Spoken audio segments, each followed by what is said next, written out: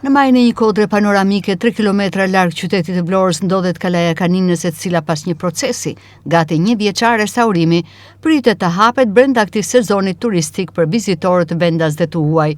Restaurimi i kalas ka nisur në maj të vitit të kaluar me financim të Fondit Shqiptar të Zhvillimit dhe një fondacioni të huaj kulturor.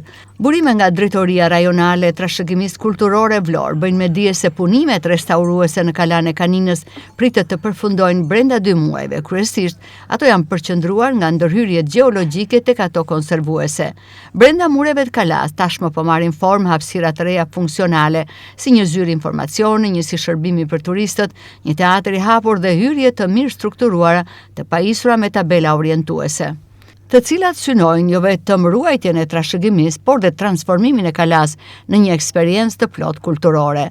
Përveç vlerave historike dhe arkeologjike që Kalaja e Kaninës ka, pas restaurimit do të kthehet në një prej destinacioneve më të preferuara për vizitorët vendas dhe të huaj në qytetin bregdetar. Mësohet se aktualisht po kryen punimet e fundit dhe brenda këtij sezoni turistik ajo do të pres turistët. Rritja e numrit të vizitorëve në këtë kala vitet e fundit ka ardhur dhe si pasojë e rikonstruksionit të rrugës të fshatit Kanin. Ndërkohë që gjatë punimeve për restaurimin e kalas u zbuluan dëshmi të reja që hedhin dritë mbi të kaluarën e pasur të këtij siti. Kanina është një ndër sitet më të rëndësishme arkeologjike për shkak se fillimi i ndërtimit të saj i përket periudhës qytetare e Ilirit dhe ka një vazhdimsi të pandërprer banimi për gjatë gjithë shekujve.